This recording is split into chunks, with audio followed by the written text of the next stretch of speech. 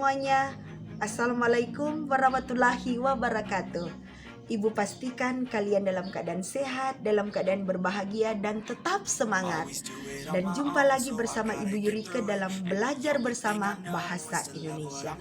Nah, anak-anakku yang di rumah, sebelum kita memulaikan pembelajaran kita di hari ini, kita akan mengawalinya dengan berdoa menurut agama dan keyakinan kita masing-masing.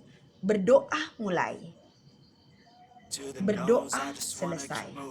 Nah, anak-anakku tercinta di rumah, sebelum pembelajaran dimulai, Mem akan memutarkan sebuah lagu yang nantinya akan menambah spirit dan motivasi dan juga semangat kalian ketika belajar hari ini. Selamat mendengarkan.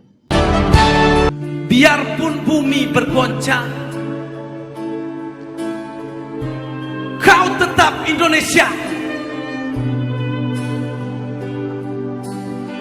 Andaikan matahari terbit dari barat,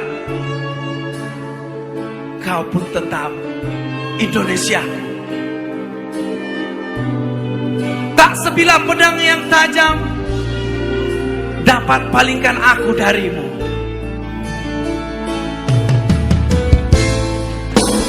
Pusing singgah lengan, rawe-rawe lantai, malam-malam putas denganmu.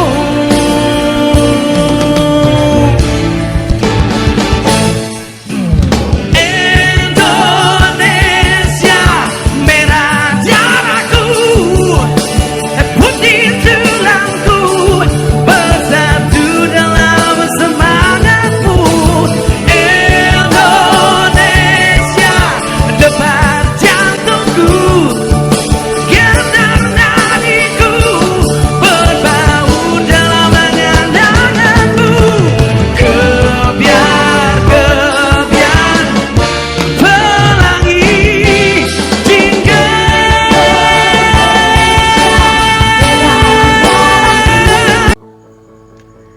Nah, anak-anakku tercinta di rumah, baiklah kita akan memulaikan pembelajaran di hari ini. Dan dalam kesempatan ini, Ibu mau bertanya, adakah di antara kalian yang sudah pernah melakukan percobaan? Ya, apakah percobaan itu lewat mata pelajaran IPA, lewat mata pelajaran prakarya? Dan masih ingatkah kalian percobaan apa yang pernah kalian lakukan lewat mata pelajaran IPA? Ayo. Iya, benar. Dan setelah kalian melakukan percobaan yang berhubungan dengan mata pelajaran IPA, seingat kalian dalam pembelajaran IPA, khususnya fisika, pernah kalian melakukan percobaan pengukuran besaran fisika, menentukan massa, menentukan panjang dan volume benda, ataupun lewat pembelajaran biologi, kalian sudah melakukan percobaan identifikasi larutan asam, basa, dan garam dengan menggunakan kertas lakmus. Nah, setelah kalian selesai melakukan percobaan, apa yang kalian lakukan? Tentunya kalian akan membuat laporan tentang percobaan yang sudah dilakukan. Nah, anak-anakku sekalian yang ada di rumah, pembelajaran kita kali ini berhubungan dengan percobaan yang pernah kalian lakukan, yaitu yang berhubungan dengan kompetensi dasar, mengidentifikasi informasi dari laporan percobaan yang dibaca dan didengar, percobaan sederhana untuk mendeteksi zat berbahaya pada makanan atau adanya vitamin pada makanan. Dan dari kompetensi dasar ini ada 3 tujuan pembelajaran yang nantinya akan adik-adik capai lewat pembelajaran ini, yaitu yang pertama, di akhir pembelajaran kalian akan dapat menjelaskan pengertian teks laporan percobaan. Yang kedua, kalian dapat menganalisis struktur teks laporan percobaan. Dan yang ketiga, kalian dapat menganalisis ciri kebahasaan dalam teks laporan percobaan.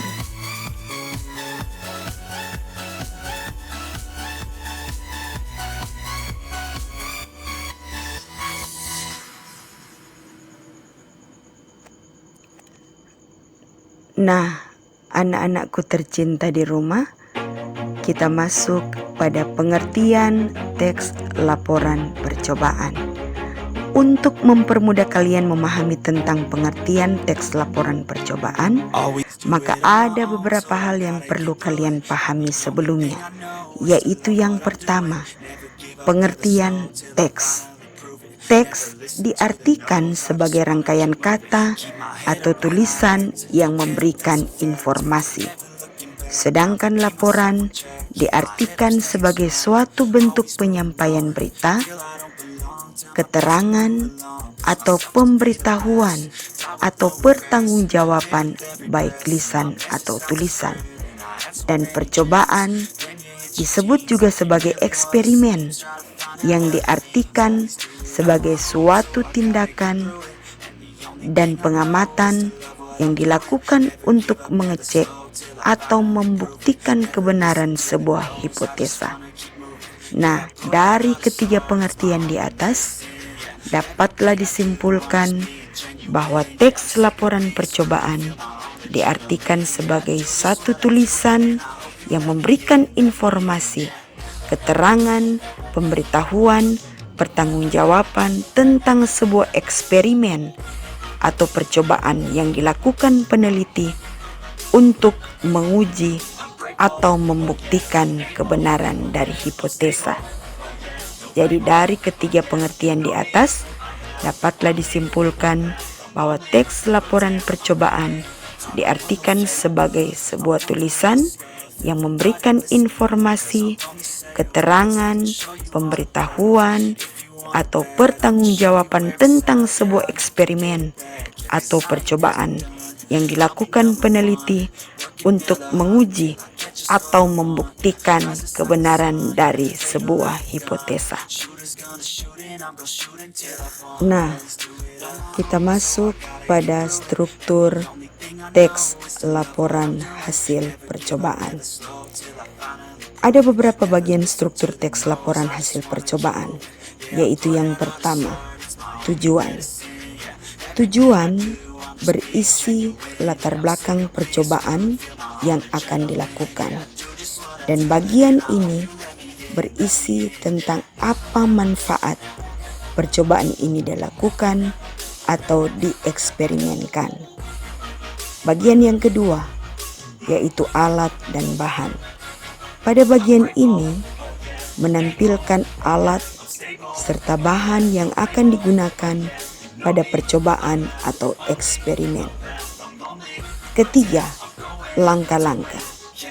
Bagian ini berisi cara atau metode yang akan digunakan dalam melakukan percobaan atau prosedur kerja dari awal sampai akhir dan secara sistematis, sehingga pembaca laporan akan tahu secara jelas percobaan yang dilakukan.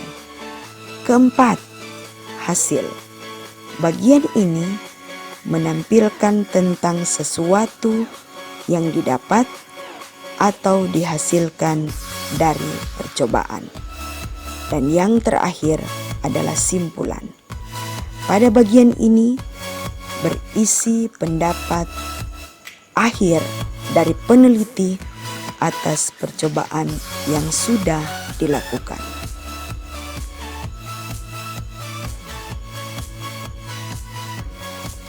Nah, kalian sudah memahami tentang pengertian teks laporan, struktur teks laporan, maka kita akan masuk pada bagian yang ketiga, ciri kebahasaan dalam teks laporan percobaan.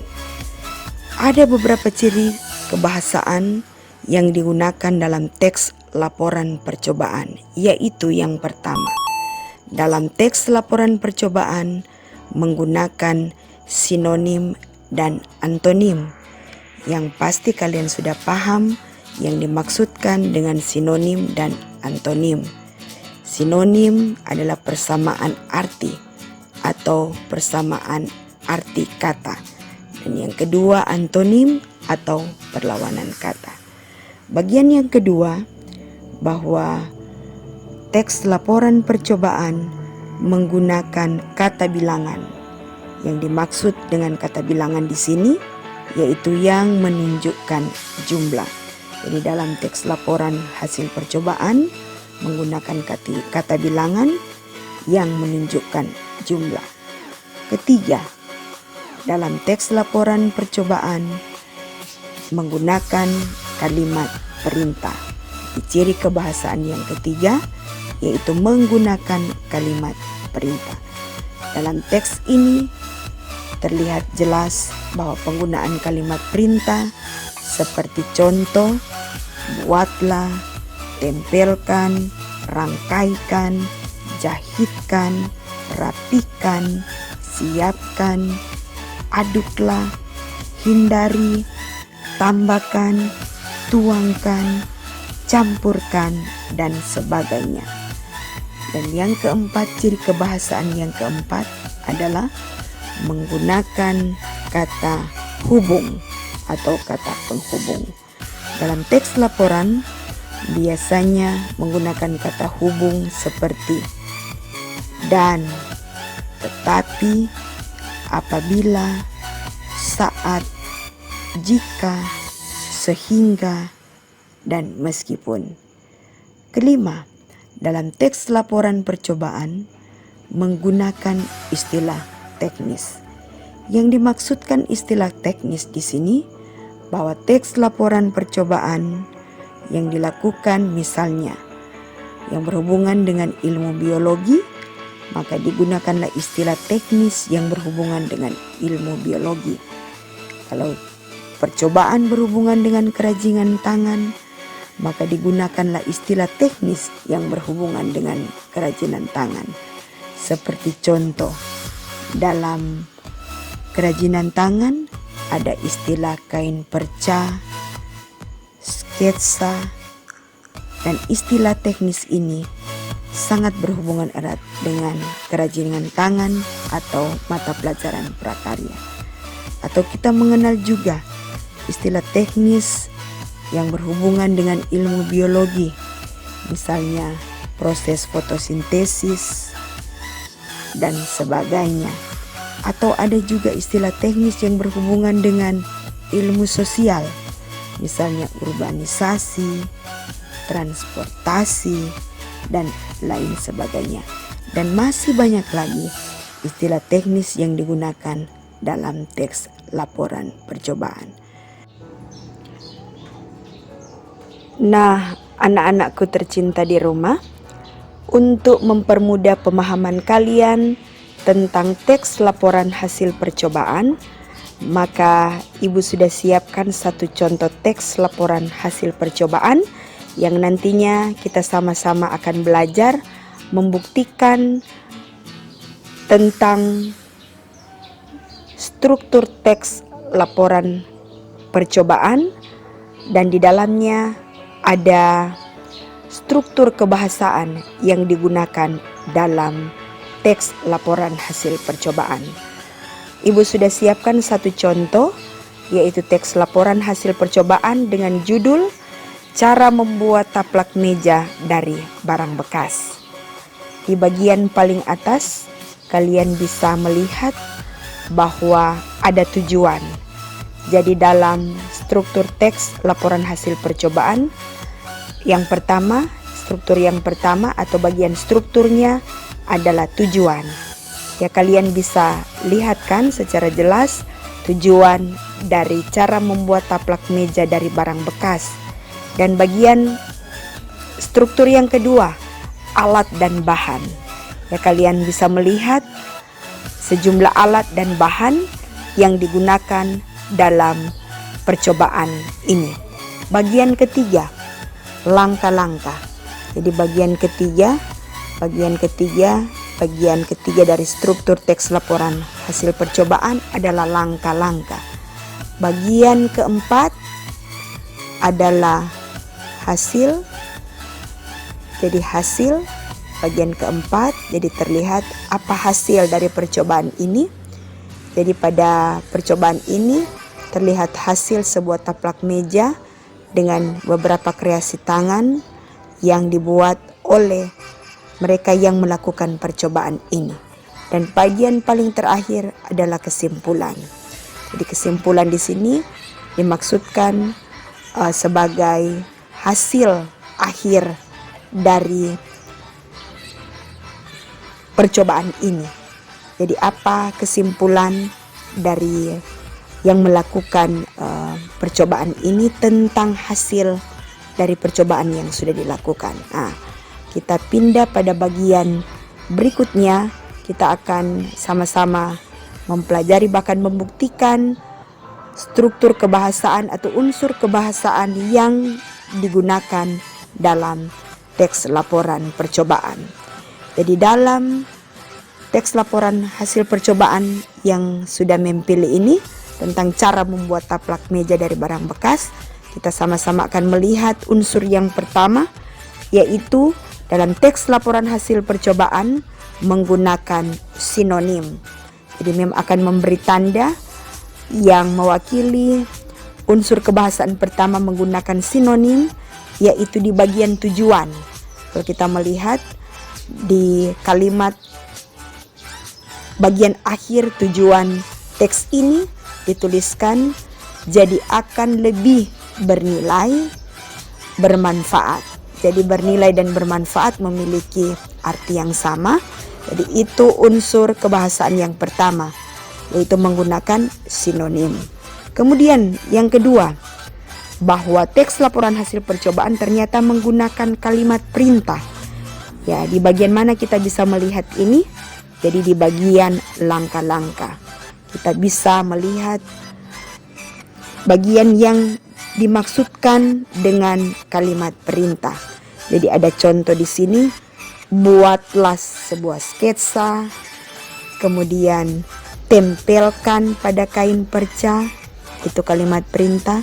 Kemudian ada kata jiplak polanya, kemudian ada kalimat yang lain, jahit pinggirnya, kemudian ada rangkaikan bulatan, kemudian ada kata rapikan jahitan. Jadi bagian-bagian ini yang sudah Ibu beri dengan tanda warna hijau adalah bagian dari unsur kebahasaan yang menggunakan kalimat perintah. Kemudian kita melihat unsur kebahasaan yang ketiga menggunakan kata penghubung atau kata hubung. Nah, di bagian teks ini, jadi di bagian teks ini yang mewakili kata penghubung, yaitu kita bisa melihatnya di bagian langkah-langkah. Jadi bagian langkah-langkah juga ada di bagian alat dan bahan, dan juga ada di bagian tujuan. Dan Ibu memberi warna merah untuk kalimat kata penghubung ini, yaitu dapat kita lihat kata serta di bagian tujuan, kemudian kata dan di bagian alat dan bahan jarum dan benang, kemudian ada kata dan juga di pensil, gunting dan kertas, kemudian ada kata dan juga di bagian langkah-langkah, kemudian jiplak polanya dan gunting kain percahnya. Kemudian di bagian berikut juga dapat kita lihat pada langkah-langkah, kemudian tarik lalu ditali. Nah, jadi bagian berikut tarik lalu ditali. Dan juga ada kata dan di bagian langkah berikut, rangkaikan bulatan satu dan bulatan yang lain, lalu. Jadi lalu masuk dalam kata penghubung, lalu bentuk pola mirip dengan taplak meja. Dalam langkah-langkah ini juga masih terdapat kalimat penghubung seperti setelah membentuk sebuah pola, Dilanjutkan lagi, jahit bulatan satu dan yang lainnya. Jadi itu kata-kata yang mewakili kata penghubung. Dan bagian terakhir juga ada kata setelah selesai. Ini adalah contoh kata penghubung yang terdapat dalam struktur teks laporan percobaan. Kemudian unsur kebahasaan yang berikut menggunakan kata bilangan. Jadi ternyata unsur kebahasaan yang keempat bahwa teks laporan hasil percobaan menggunakan kata bilangan. Itu dapat kita lihat pada tulisan yang sudah Ibu beri dengan warna biru. Jadi tulisan yang berwarna biru mewakili unsur kebahasaan menggunakan kata bilangan. Di bagian alat dan bahan kita lihat ada kata 2 meter. Jadi 2 meter di sini adalah kata bilangan 2. Di 2 itu adalah kata bilangan. Kemudian di bagian langkah-langkah kita melihat berdiameter 8 cm. Jadi 8 itu mewakili kata bilangan. Kemudian di bagian lain juga masih dalam langkah-langkah, ulangi hingga 60 bulatan. Jadi 60 itu adalah kata bilangan. Juga di bagian selanjutnya, ulang sampai 60 bulatan. Jadi 60 itu mewakili kata bilangan. Kemudian kita masuk pada unsur kebahasaan yang terakhir adalah istilah teknis. Jadi istilah teknis. Istilah teknis di sini Ibu beri warna ungu. Jadi tulisan yang berwarna ungu mewakili unsur kebahasaan istilah teknis. Kita dapat lihat itu di alat dan bahan. 2 meter kain perca.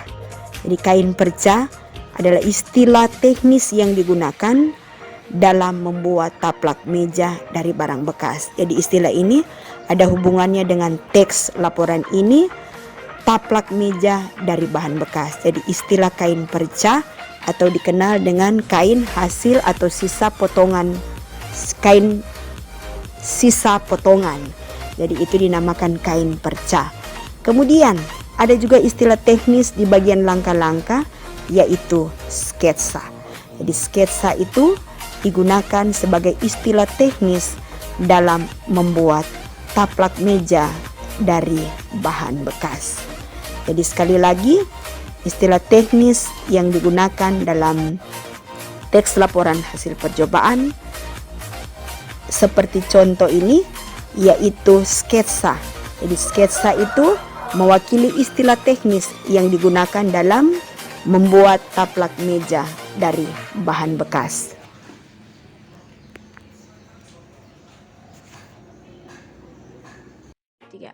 Nah, demikian materi yang bisa Ibu sampaikan hari ini, dan Ibu berharap kalian akan menerima dengan baik dan akan bermanfaat bagi adik-adik sekalian. Dan untuk memperdalam pengetahuan kalian tentang teks laporan hasil percobaan, maka ada tugas mandiri yang akan Ibu berikan, yang nantinya akan dikerjakan di rumah dan akan dijawab dengan baik oleh adik-adik. Dan materi atau tugas mandiri ini ada di dalam layar monitor ini.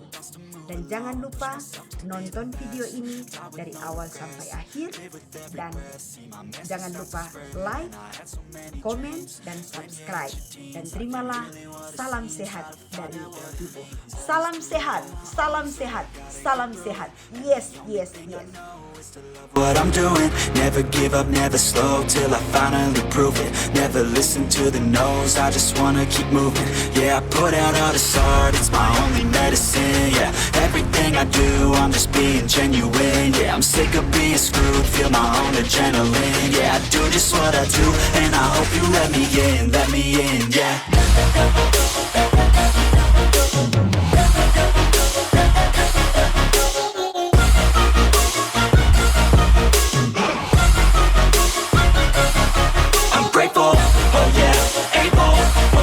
Stable, oh yeah, no label, oh yeah, you know me, I have